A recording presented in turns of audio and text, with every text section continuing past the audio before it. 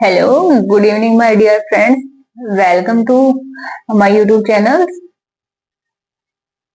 सब कैसे हो? हाँ, मैं ठीक हूँ। आप सभी ठीक ही होंगे।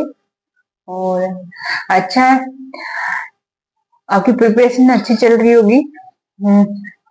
ओके। चलो, पिछली वीडियो पे अपना जो डिस्कशन हुआ था पीटी के सिलेबस के रिगार्डिंग हुआ था। तो अभी आज मेंस का जो है उस पे करेंगे, बट मैं एक बात पहले क्लियर कर देती हूँ कि वीडियो बहुत लंबी हो जाएगी, इसलिए GS1 GS2 का अलग, GS3 का अलग, GS4 का अलग ऐसे करेंगे। तो आप लोग उसको बस देखते रहिए कि ये नहीं कि भी अलग अलग करवा दिया या फिर ऐसे ही। तो मैं GS1 का आज मैं बता देती हूँ, तो वो आप देख लेना, ठीक है। और एक ने मैसेज कर रखा है, कश्यप ऐसा कुछ नाम था उनका,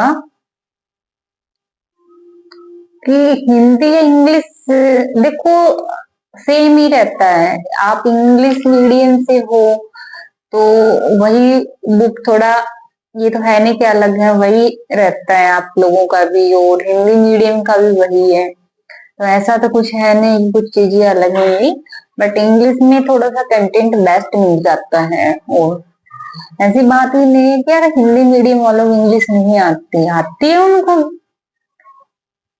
तो समझ में आ रहा है सभी को, ऐसी बात नहीं। तो चलो, आपको ये तो पता ही, पीटी का तो पता चल गया होगा कि कितने क्वेश्चन आते हैं, कितने मार्क्स से आते हैं, कितने घंटे का पेपर रहता है, तो वो तो सभी को पता ही है। ठीक है, तो आपको मेंस का भी पता होगा, मेंस का कैसे कैसे रहता है, सभी को पता होगा। तो आपको पता है आपका एस से कितने का आता है? 250 का आता है। 250 सभी रहता है, 1 2 3 4 सभी 250 रहता है। आपका ऑप्शनल भी 250 का ही रहता है। 1 या 2 दोनों मिला के आपको 500 का पड़ जाता है। तो यही रहता है। आपके इसमें 2 क्वालिफाई एग्जाम भी होते हैं, जो ऑप्शनल, अच्छा 300 के रहते हैं आपके दोनों, जो क्वालिटी इंग्लिश का रहता है और हिंदी का रहता है आपका। 25% मार्क्स आपको इसमें लेने होते हैं। जैसे हिंदी वालों के लिए इंग्लिश डिफिकल्ट होती है, वैसे इंग्लिश वालों के लिए भी हिंदी डिफिकल्ट होती है। तो आप ये मत सोचे कि हमें इंग्लिश नहीं आ रही है, आप इस चीज को बिल्कुल भी अपने ऊपर ना ले। तो होती है, सभी को है प्रॉब्लम ही।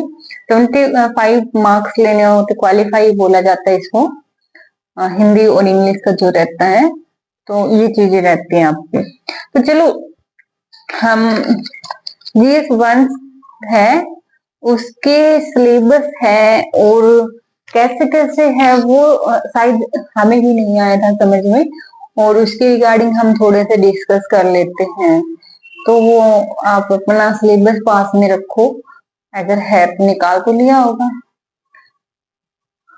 पीटी का कोई दिक्कत नहीं है, मेंस का भी साथ में ही है, निकाल लो। और नहीं है तो एक बार वैसे देख लो, होगा। ऐसी बात तो नहीं है कि नहीं होगा, सभी के पास नहीं होता। ओके, इसमें GS1 का देखो फर्स्ट टॉपिक ले लेते हैं, हिंदी भी करवा देती हूँ मैं, इंग्लिश वालों को थोड़ा वो आप समझ लेना। और हिंदी का है ये जैसे भारतीय संस्कृति में प्राचीन काल से आधुनिक काल तक ले रखा है इन्होंने, एंसेंट से लेकर मेडाइवल तक के कला के रूप में साहित्य और वास्तुकला के मुख्य पहलू शामिल होंगे इसमें। ओके, इसमें कुछ टॉपिक्स हैं, वो मैं बता देती हूँ। इसका फर्स्ट पॉइंट आपको समझ में आ गया होगा कि इसमें क्या कह रहा है। देखो, आधुनिक काल नहीं, प्राचीन काल से लेके आधुनिक काल, ठीक है। देखो, पूर्व आधे ऐतिहासिक काल होता है इसमें, जैसे को पाषाण, नव पाषाण, पूरा पाषाण, ये होते हैं इसमें। वैदिक काल, मध्य काल, ठीक है। वैदिक काल से पूर्व मध्यकाल तथा सामाजिक परिवर्तन होते हैं उसमें।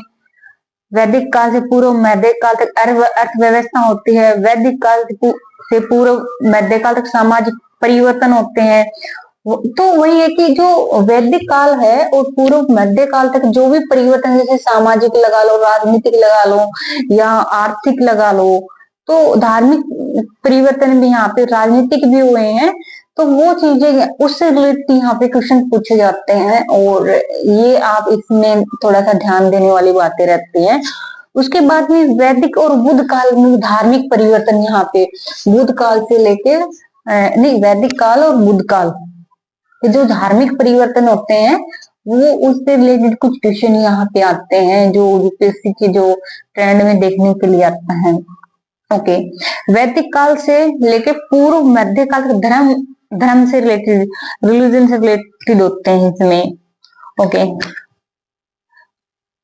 वैदिक काल और मध्य काल के जैसे साहित्य, भाषा से रिलेटेड यहाँ पे क्वेश्चन देखने के लिए मिलते हैं, लैंग्वेज के ऊपर आते हैं, प्राचीन स्थापत्य कला, वो चीजें यहाँ पे रहती हैं, मूर्ति कला रहती है, प्राचीन की मूर्ति कला, जैसे एक कला के रूप में साहित्य और वास्तुकला से रिलेटेड यहाँ पे क्वेश्चन आते हैं, तो वो चीजें यहाँ पे रहती हैं।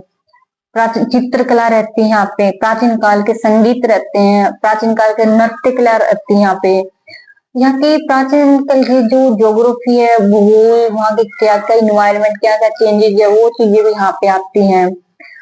उसके बाद मध्य काल है, वहाँ के जो राज्य होता है, साम्राज्य होता है, राजनीतिक परिवर्तन कैसे कैसे हुए हैं, वो चीजें यहाँ पे देखने के लिए मिलते हैं। मध्यकाल की जो अर्थव्यवस्था है वो चीजें हैं यहाँ पे। मध्यकाल का जो सामाजिक अर्थव्यवस्था कैसे कैसे चेंज हुई है वो रहता है। और मध्यकाल में सामाजिक जो परिवर्तन है वो यहाँ पे देखने के लिए मिलते हैं। मध्यकाल की जो संस्कृति है वो यहाँ पे है, भाषा, जो वहाँ के लैंग्वेज चेंजेस है वो कैसे कैसे है, एजुकेशन है, वो चीजें यहाँ पे देखने के लिए मिलती हैं।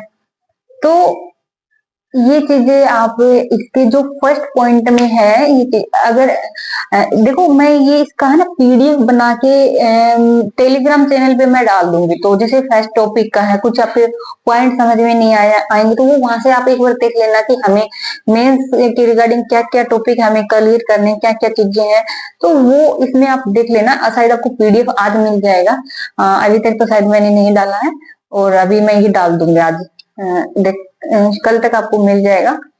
और ओके, उसके बाद में आपको देखो 18वीं सदी के लगभग मध्य से लेकर वर्तमान समय तक आधुनिक भारतीय इतिहास, महत्वपूर्ण घटनाएं, ये चीजें आपको ओके 18वीं जो सदी है उसके पहले का और उसके बाद का हमें देखना है। जैसे उस उपनिवेशवाद होता है, जातिवाद होता है, तो राष्ट्रवाद होता है, तो ये चीजें पहले का और बाद का हमें देखना है। उसके अंदर बस सिर्फ यही इसमें पूछे जाते हैं इसके। ओके, उपनिवेशवाद का होता है 1757 से लेके 1813 तक, आप इसमें देख लेना, ठीक है। उसके बाद राष्ट्रवाद का जो उदय होता है वो है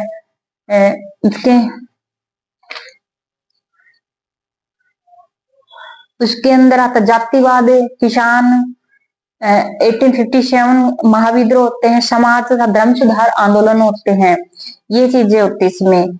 इसके बाद में थर्ड आपका जो पॉइंट है स्वतंत्रता संग्राम, इसके विभिन्न चरण और देश के विभिन्न भागों में इसके अपना योगदान देने वाले महत्वपूर्ण व्यक्ति और उनका योगदान। ओके, यहाँ से आप ले लेना 1885 से लेके, और आप इसको आंदोलन भी है ना इसके, तो आप इसको 1945 तक इसको कर लो आप। जैसे आंदोलन रहते हैं अपने, तो जैसे भारतीय आंदोलन था, गांधी का उदय होता है, रोल्ड सत्याग्रह सहयोग 1909 से लेकर 1924 तक ये रहता है। उसके बाद में जो आंदोलन रहते हैं 1924 से लेकर 1929 तक रहते हैं। 1920 अच्छा देखो अलग अलग है ये, वैसे मैं कंप्लीट बता देती हूँ आपको। 1945 तक इसमें पूछ रखा है। उसके बाद में आ जाता है आपका 4 नंबर पॉइंट, स्वतंत्रता के पश्चात देश के अंदर एकीकरण और पुनर्गठन। 47 से लेके और 1964 तक, ठीक है। वैसे अभी तक चल रहा है ये, मतलब आफ्टर ये पूछ रखा है स्वतंत्रता के बाद का। तो ये वो एकीकरण कैसे हुआ, कैसे पुनर्गठन हुआ, तो वो चीजें यहाँ पे रहती हैं, ठीक है। तो वो ये टॉपिक होते हैं, शायद समझ में आ गया होगा आपको। उसके बाद आता है विश्व के इतिहास, 5 नंबर पॉइंट आपका।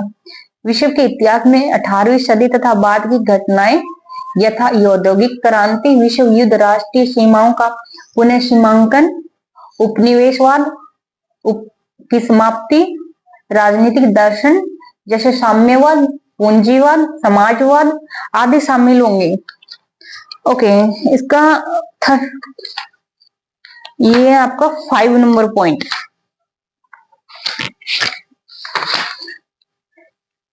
तो 5 नंबर पॉइंट में क्या पूछ रखा है? प्राचीन विश्व, मध्यकालीन विश्व, यही है। आधुनिक विश्व का उद्भव कब हुआ? अमेरिका, जैसे अमेरिका की क्रांति आ गई, फ्रांस की क्रांति है, इसमें औद्योगिक क्रांति है, समाजवाद है, मार्क्सवाद है, साम्राज्यवाद है, प्रथम विश्व युद्ध, पेरिस शांति सम्मेलन, पेरिस शांति सम्मेलन 2, रूस की क्रांति, विश्व आर्थिक मंदी, द्वितीय विश्व युद्ध, उपनिवेशवाद की मुक्ति, शीत युद्ध, समकालीन। तो ये चीजें यहाँ पे रहती हैं, तो ये टॉपिक इसमें होते हैं। तो इसके लिए आपको एनसीईआरटी की शायद बुक है, उसमें ये चीजें दे रखी हैं। तो एक बार तो आप शायद वही कर रहे होंगे, तो वही रहने दो एक बार तो। हाँ, एक चीज था आपका, हाँ इसमें भी 4 नंबर पॉइंट में भी एक बार तो एनसीईआरटी है, ओल्ड एनसीईआरटी काफी है, एक बार तो वही आप रिवाइज करो या वही रीड करो 2-3 बार, तो जैसे बोल रखा है वैसे ही करो। और ओके, इसके बाद में आपका 6, 7, 8 और 9, ये 6 टॉपिक एक साथ, हम इसके कुछ मेन टॉपिक्स हैं, मैं वो आपको बता देती हूँ जो हम कर रहे हैं। तो वो चीजें देखो, आपके GS2 के अंदर भी सोशल इशू होते हैं, इंडियन सोसाइटी, तो वो ये जो टॉपिक जो मैं बताऊंगी वो GS2 में भी आपके काम आएंगे, ऐसी बात नहीं कि कुछ अलग नहीं है, वही चीजें रहती हैं। तो आपके इसमें समाज की मुख्य विशेषताएं और भारत की विविधता, तो वही समाज के क्या होते हैं, सोसाइटी में क्या क्या चीजें होती है, क्या क्या इशू आते हैं वहाँ पे, जैसे गरीबी होती है, महिलाओं से संबंधित इशू होते हैं, बच्चों से संबंधित, लड़कियों, एजुकेशन प्रॉब्लम, तो काफी चीजें यहाँ पे देखे हैं, जिसको वहाँ का जो डिफरेंट जो कल्चर है, तो वो चीजें रहती हैं यहाँ पे। डाइवर्सिटी ऑफ इंडिया, ये चीजें रहती हैं। तो इसमें होता है कि देखो, बेरोजगारी, रोजगार वाला टॉपिक, रोजगार वाली प्रॉब्लम रहती है वहां पे, बेरोजगारी वो प्रॉब्लम है, पॉवर्टी होती है, गरीबी, और जो वहां का जो समाज के अंदर जैसे मार्केट से जो भी बाजार बोलते हैं हम, तो वो वाला टॉपिक भी इसमें में आता है। तो कुछ इश्यूज हैं आपके सेकंड GS सेकंड में जो आएगा आपका सोशल इशू का, तो ये वहां पर भी काम आएंगे ये टॉपिक आपके। ओ सॉरी, एक मिनट, एक मिनट, एक मिनट, अरे ये, हाँ कोई दिक्कत नहीं है, थोड़े बहुत थे, मिलते जुलते थे, कोई नहीं। तो इसमें जो टॉपिक है, महिलाओं की जैसे भूमिका होती है, समाज में क्या क्या भूमिकाएं होती है, एजुकेशन में क्या होती है, तो वो चीजें यहाँ पे वो टॉपिक रहते हैं। ऑर्गेनाइजेशन, महिलाओं का जो ऑर्गेनाइजेशन होता है, जनसंख्या संबंधित मुद्दे, इंडिया तो फर्स्ट नंबर पे आ गया अभी, आपको पता ही है पॉपुलेशन के मामले में, तो वो चीजें रखते हैं। अगर पॉपुलेशन बढ़ेगी तो गरीबी भी तो बढ़ेगी, और गरीबी बढ़ रही है तो आपको पता है रोजगार इश्यू तो है, कहीं इनकी कुछ चीजें हैं उनकी कमी रहेगी, तो ये चीजें प्रॉब्लम्स तो हमें आती हैं। और शहरीकरण होता है इसमें, क्षेत्रवाद होता है, नगरीकरण, जनसंख्या संबंधित मुद्दे, भारतीय समाज में वैश्वीकरण का जो प्रभाव होता है, ग्लोबलाइजेशन का वो प्रभाव, ठीक है। पॉपुलेशन बढ़ रही है तो कुछ चीजें हमें, पोल्यूशन भी तो कर रहे हैं, जैसे वाहन हम खरीद रहे हैं, ठीक है, तो कार्बन बढ़ रहा है, तो आपको पता ही है क्लाइमेट चेंज हो रहा है, तो वो चीजें इशू है, वो भी तो हमारी वजह से कुछ चीजें हो रही है ना। भारतीय विविधता, ठीक है, सामाजिक न्याय और सिद्धांत, हेल्थ से संबंधित इसमें चीजें रहते हैं, सशक्तिकरण होता है, SC ST बच्चे जो अल्पसंख्यक होते हैं, जो जो हाशिए पे जो जिनको आप बोलते हो, तो वो चीजें यहाँ पे रहती हैं। महिला सशक्तिकरण रहता है यहाँ पे, हेल्थ वाला रहता है, पॉइंट रहते हैं यहाँ पे। शिक्षा तथा गरीबी, जो कुपोषण जो बच्चे रहते हैं जिनको समय पे खाना नहीं मिलना, दूध नहीं मिलना, जो एक बीमारी से ग्रसित हो जाते हैं, तो वो चीजें गवर्नमेंट की काफी स्कीम में यहाँ पे चली हुई होती है, जिसकी जो लेटेस्ट कुछ चीजें रहते हैं, तो रिलेटेड क्वेश्चन आते हैं, ज्यादा इश्यू इसमें ज्यादा आपको एफर्ट लगाने नहीं पड़ते कुछ, बट कुछ स्कीमें होती हैं गवर्नमेंट की, वो अपडेट रखनी पड़ती है, तो वो चीजें रहती हैं यहाँ पे। तो ये आ गया होगा आपके। देखो, जहाँ हम यूपीएससी प्रिपरेशन कर रहे हैं ना, तो जो सपना आपने देखा वो आपको उसी टाइम पे बन के रहना पड़ता है, तो वो तो आप हो, वो डिसिप्लिन तो आपके अंदर अभी से आ चुका होगा, वो है, जरूरी भी है, ठीक है, क्योंकि आप अपनी सराउंडिंग वो चेंज इवेंट आप देख पाओगे ना, वो चीजें आप देखोगे ना, तो आप फिर आप उनके बारे में आप सोच, जैसे फॉर एग्जाम्पल आप जहां पर भी रह रहे हो, आपके आस पड़ोस में जैसे कोई गरीब है, कोई गरीब परिवार रहता है, या फिर कोई ऐसे मतलब कि कोई मांगने वाले या कुछ आ जाते हैं, तो आप उनके बारे में ऐसे ही ना सोचे कि यार ये मांगने आ गई है, तो आप ये सोचो कि इनके लिए हम क्या सोल्यूशन कर सकते हैं, ठीक है। अगर आप सिलेक्ट हो जाते तो उसके बाद में गवर्नमेंट में क्या क्या स्कीम इनके लिए लेके आनी चाहिए, तो वो चीजें सोचो, वो आपको पता है कि वही आपके कंसेप्ट है, वही चीजें आपको यूपीएससी में काम आती है। सबसे ज्यादा आपकी पढ़ाई, देखो पूरे दिन पढ़ते रहना, वो चीजें नहीं है, तो सराउंडिंग जो आपकी चीजें हो रही है ना, वो यूपीएससी में बहुत ज्यादा महत्व होते हैं, बहुत ज्यादा इंपॉर्टेंस उन चीजों का होता है। जैसे फॉर एग्जाम्पल आप ट्रेवलिंग कर रहे हो, ठीक है, तो जैसे कि आपने ट्रैफिक रूल्स वहां पे देखे हैं कैसे वो होता है, कभी कभी कोई दिक्कत नहीं है, हो जाता है, और हुआ है ये कोई, मेरे से भी हो जाता है हेलमेट न लगाना, तो वो चीजें आप देखो ना कि हेलमेट न लगाने से हर रोज कितनी डेथ का चीजें हैं वो इंक्रीज हो रही है, क्यों हो रही है चीजें, तो वो बहुत ज्यादा आपके लिए मतलब महत्व है इस चीज, इस आपकी इस जर्नी के अंदर। ट्रैफिक रूल्स तोड़ रहे हैं, तो उसको नहीं वो करने के लिए, उसको अच्छे परफेक्ट करने के लिए गवर्नमेंट को यहाँ पे क्या करना चाहिए, क्या वहाँ पे ऐसे जो नियम रूल्स वो होने चाहिए, जो कि हम वो चीजें बहुत ज्यादा मतलब इंपॉर्टेंस देती हैं आपकी जर्नी में। पढ़ाई सब कुछ नहीं होती, आपको सोशल से जुड़ के रहना, समाज से जुड़ के रहना जरूरी, क्योंकि आपको कल को जब अगर आप सिविल सर्वेंट बन भी जाते हो, तो आपको क्या करना है, समाज में ही तो जाना है, उन्हीं लोगों के बीच में जाकर वर्क करना है। जब आपको उनकी कुछ चीजें पहले से पता है तो कोई दिक्कत नहीं है, तो वो चीजें यहाँ पे रहते हैं, कोई दिक्कत नहीं है। और अच्छे से आप ऑनेस्टी से उन चीजों को समझो, उन पे वर्क करो, उन पे आप एनालाइज करो कि यार ये क्यों है, क्या है, कैसे इसको क्या करना चाहिए, क्या यहाँ पे गवर्नमेंट को स्कीम लेके आनी चाहिए, हमें किस प्रकार इम्प्लीमेंट करना चाहिए, तो वो चीजें रहती हैं। आप वही चीजें आप भी सोचो, शुरू से ही आप एक चीज सोचो, डिसिप्लिन अपने अंदर लेके आएंगे हम, तो वो चीजें हमारे अंदर अभी से आ जाएंगे, तो कोई दिक्कत नहीं, बस यही पॉइंट है। तो उसके बाद में आपका आ जाता है 10 नंबर पॉइंट, विषय में भौतिक भूगोल की मुख्य विशेषताएं। और इसमें चलो इकट्ठा ही ले लेते हैं, 11 और 12 इकट्ठा ही ले लेते हैं, 11 और 12 ले लेते हैं इसमें। देखो 11 का ले, विश्व भर में मुख्य प्राकृतिक संसाधन। प्राकृतिक संसाधन आपको पता है क्या होते हैं, जैसे जो हमें प्रकृति से द्वारा जो प्राप्त हुए, जैसे फॉर एग्जाम्पल पानी लगा लो आपको, जैसे रिवर्स जो हमें मिल रही है वो चीजें, जो पानी हमें मिल रहे हैं, मिनरल्स हमें मिल रहे हैं, शुद्ध हवाएं जो हमें मिल रही पेड़ पौधों से, तो काफी चीजें ऐसी हैं जो हमें मिल रही हैं, ठीक है। तो प्राथमिक, द्वितीय और तृतीय उद्योगों को स्थापित करने के लिए जिम्मेवार कारक है, ठीक है। तो आपको पता है कि जैसे कि हम हर रोज आपको पता है पॉल्यूशन बहुत ज्यादा बढ़ रहा है, जिससे ब्लैक कार्बन बढ़ रहा है। जब ब्लैक कार्बन बढ़ेगा तो क्या हीटिंग बढ़ेगी, हीटिंग बढ़ेगी तो क्या होगा, जैसे फॉर एग्जाम्पल आप हिमालय से ले लो, हिमालय की जो आइस है वो सिंगलती जा रही है। अभी पीछे लेटेस्ट कुछ रिपोर्ट आई थी कि पता नहीं 8 या 9 इतना इंच जो पीछे उसकी बर्फ पिघल चुकी है।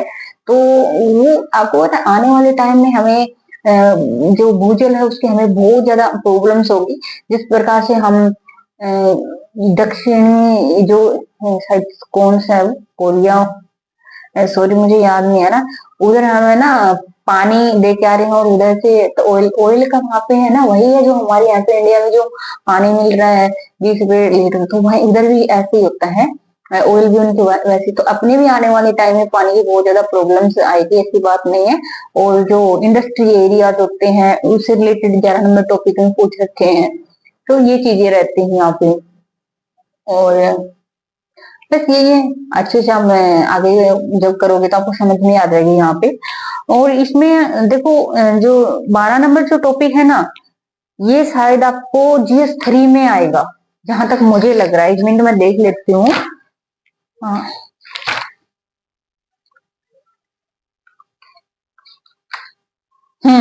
GS3 के अंदर है आपका 15 टॉपिक पॉइंट है आपका, तो वहां से जो क्वेश्चन बनेंगे। तो GS1 के जो है वो GS3 के जो 15 टॉपिक है वहां पे बनेंगे ये क्वेश्चन।